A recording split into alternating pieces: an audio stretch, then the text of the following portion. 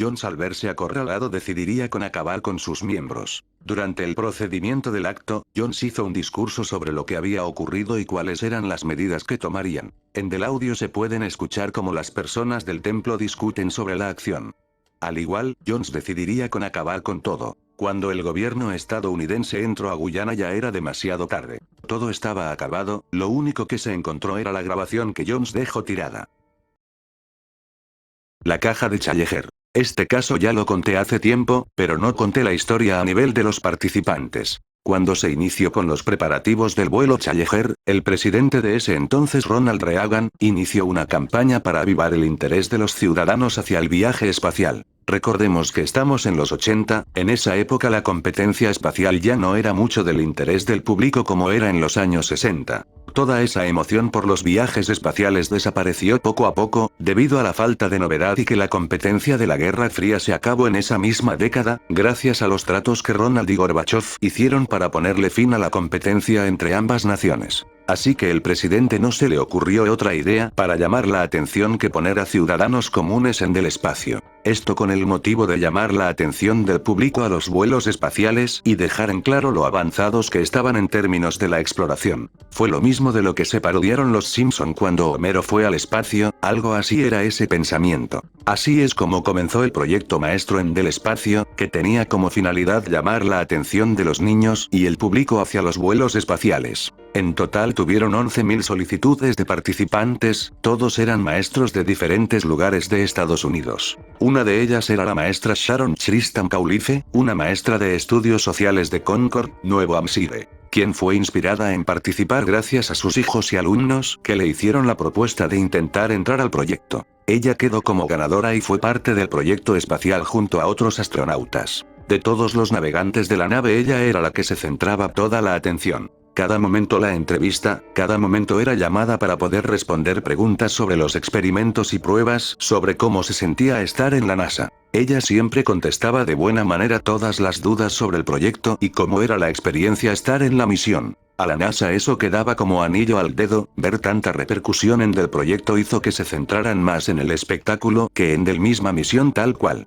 Cuando fue el momento del lanzamiento, muchas personas estaban expectantes fuera del Challenger, muchas personas estaban en del podio, viendo cómo los participantes estaban despegando. Las personas en del podio eran en su mayoría los alumnos de JSTA, que vinieron desde Hampshire para verla despegar, al igual que los familiares de los astronautas, que fueron a despedirse de ellos. El Challenger despegó sin problemas, todo iba bien hasta los 73 segundos. Cuando la nave estaba en el cielo, hubo una falla en el cohete impulsor derecho. Durante el suceso los astronautas reportaron la falla al centro de operaciones del Challenger. El astronauta Roger comunicó que deberían aumentar la potencia del motor para poder subir más rápido. El problema es que eso provocaría que el impulsador derecho de la nave falle, haciendo que terminase por explotar. Las últimas palabras que salieron del comunicador fueron del astronauta Smith, que solo era un pequeño murmullo de preocupación. Luego de esto la nave explotó frente a todo el público, no solo del podio, sino que también a toda la audiencia de televisión. Eso sin contar que se hizo una transmisión en vivo. Así que los alumnos de la escuela de Nueva Hampshire pudieron ver el atroz accidente. Todo era un caos para la NASA. Lo que se suponía que sería un proyecto para llamar la atención del público y reavivar el interés hacia el espacio se convirtió en una de las tragedias más grandes que habían pasado en la historia. La NASA fue forzada a detener sus actividades por un tiempo, hasta que se verificara el mantenimiento de todas las naves. ¿Y qué pasó con el proyecto? La NASA lo canceló debido a la tragedia, y en vez de eso lo cambiaron al proyecto Educador Astronauta, la cual tiene como objetivo en buscar a maestros mejor capacitados físicamente y psicológicamente para poder enviarlos al espacio. La diferencia con el otro proyecto es que no serán ciudadanos comunes y corrientes, sino maestros, y ellos van a escoger personalmente y no será algo de participantes. Ojo, el hecho de que invitaran a la maestra para la misión nunca fue el problema. Ella estaba lista y preparada para el viaje. Es más, la mayoría de las entrevistas a los otros astronautas evidencia que la tipa no solo se llevaba bien con ellos, sino que encima era muy buena en las pruebas. Si no fuese así hubieran buscado a otro con mejor estado físico. El problema fue que la NASA se preocupó por llamar la atención del público que en la misión misma, si se hubieran centrado en eso hubieran atrasado el vuelo para poder mejorar la nave.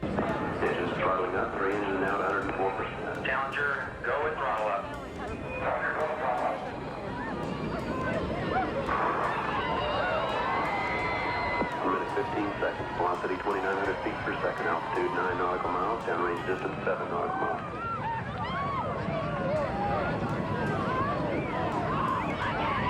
Kevin Cosgrove era el vicepresidente de AON Corporación, que era una rama corporativa que se ubicaba en el último piso de la torre. Las torres se destacaban por albergar una gran cantidad de puestos y oficinas comerciales, que se encargaban en administrar las finanzas de diversas empresas de tecnología. Kevin tenía un puesto en el área superior de la torre segunda, donde se encargaba de la administración de la empresa. El 11 de septiembre del año 2011, Estados Unidos sufrió uno de los mayores ataques terroristas en la historia. A las 9 en punto de la mañana, un avión del vuelo 175 de United Airlines fue robado por un grupo terrorista y fue utilizado para chocar con la torre segunda. Kevin junto a sus compañeros quedaron atrapados en el último piso de la torre. Junto al humo y el fuego quedaron atrapados. Debido al impacto del avión, la estructura de la torre quedó debilitada. Él hizo lo único que podía hacer, que era comunicarse con emergencia. Durante la llamada, Kevin empezaría a pedir ayuda a la comunicadora, diciéndole con desesperación que buscará ayuda.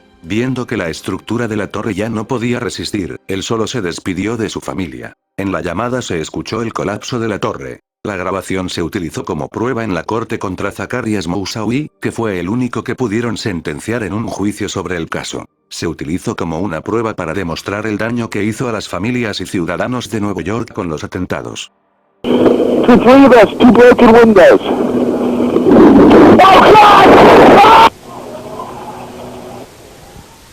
Message number 100. Vuelo 123. El 12 de agosto de 1985, el vuelo 123 de Japan Airlines sobrevolaba por el cielo de Osaka. Varios de los pasajeros eran estudiantes, empresarios y familias enteras que tenía como destino ir a la ciudad de Osaka desde Haneda. El vuelo era de rutina con una máquina de Boeing 747, siempre iba perfecto con la trayectoria del vuelo. Pero 12 minutos después del despegue, la parte trasera del avión explotó. Resulta que la parte del amparo terminó cediendo por la presión y este terminó explotando. Se cree que lo que provocó el fallo fue que antes del vuelo, el avión había tenido un golpe crítico en la parte trasera. El Boeing pudo reparar el daño, pero no a profundidad. Este solo lo selló, pero nunca vieron si el trabajo estaba bien realizado. Eso pasó factura. El avión se desprendía poco a poco, los motores se prendieron en llamas, y el humo del avión cegó a las personas del vuelo. Las personas entraron en pánico total debido a la situación, la gente de la cabina estaba desesperada por buscar ayuda por radio. Mientras tanto, la caja negra grababa los últimos momentos del vuelo. ¿Qué es una caja negra? Es una grabadora diseñada para soportar impactos fuertes. Se diseñó únicamente para los vuelos de aerolíneas, para investigar a profundidad sobre las caídas y fallos de los aviones, como al igual registrar las últimas transmisiones de radio. Eso se hizo para poder recrear la historia, por decirlo así, y ver cuáles eran las fallas del avión antes del choque. En este caso, el audio pudo percatar sobre los últimos momentos del vuelo y sobre las fallas del avión. En total fueron como 30 minutos donde se podían escuchar los gritos y las voces de los conductores. Los pilotos intentaron atrasar la llegada, dando círculos alrededor e intentando bajar poco a poco la velocidad para poder no impactar bruscamente. Pero no funcionó. El avión chocó con el monte Takamagahara, en la prefectura de Gunma. El impacto fue muy desastroso. De los 540 pasajeros que llevaban, solo pudieron sobrevivir 4 personas. Cuando el avión chocó rápidamente fue a buscar a las víctimas de vuelo, pero aparte de las 4 personas sobrevivientes, no se encontró nada más que la caja negra donde se halló la grabación.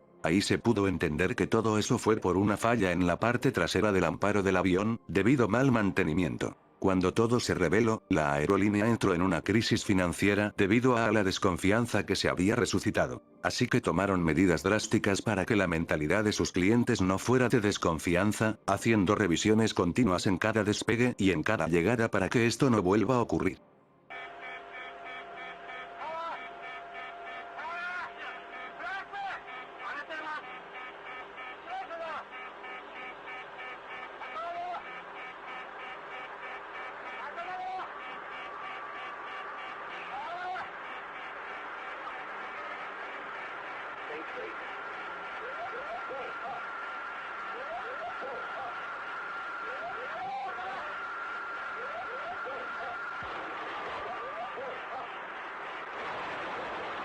John Stone, Jim Jones fue conocido por haber fundado la iglesia llamada el Templo del Pueblo, en los años 50. Muchas de sus ideas eran demasiado extrañas. Eso se notaba en sus enseñanzas en la iglesia, ya que era una combinación entre la religión cristiana y el progresismo de ese tiempo. Recordemos que estamos en los años 50, el movimiento progresista y la igualdad estaban en auge. Al igual, el pensamiento conservador en ese tiempo también era fuerte.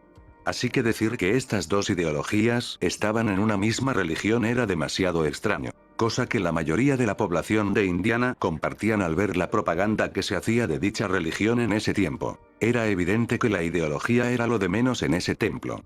Ellos solo usaban las etiquetas para llamar la atención de la audiencia. Tal propaganda resultó ser efectiva, miles de personas se alistaron a su secta para poder apoyar su religión. Pero con el pasar del tiempo, poco a poco fue cambiando de pensar. Dejó el concepto del progresismo para centrarse en la ideología marxista, lo cual ocasionó en un pensamiento aún más radical hacia el capitalismo y la gente de afuera. John se creía un mesías.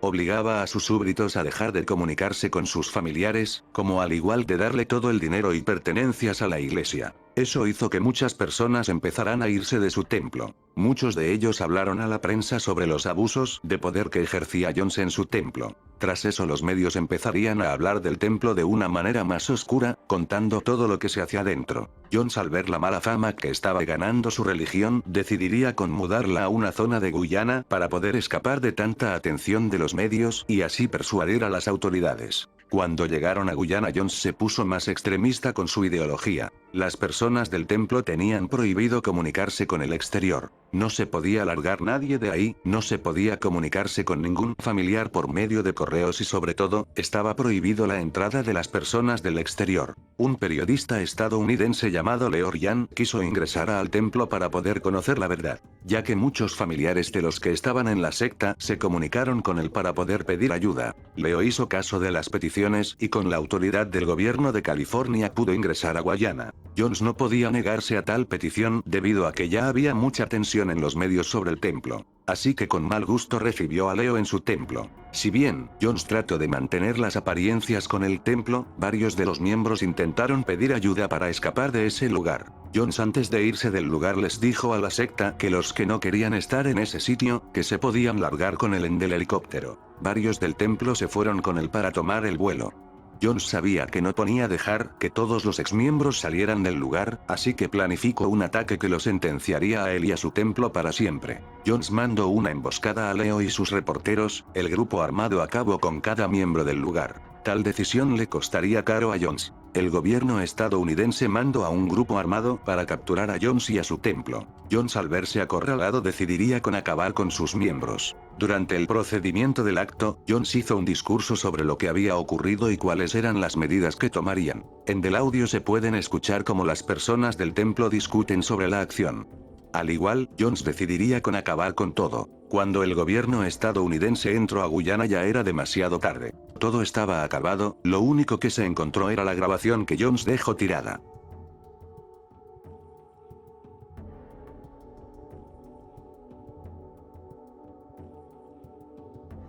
To move, and the people that are standing there in the aisle go stay in the radio room yard, but everybody get behind the table and back this way, okay?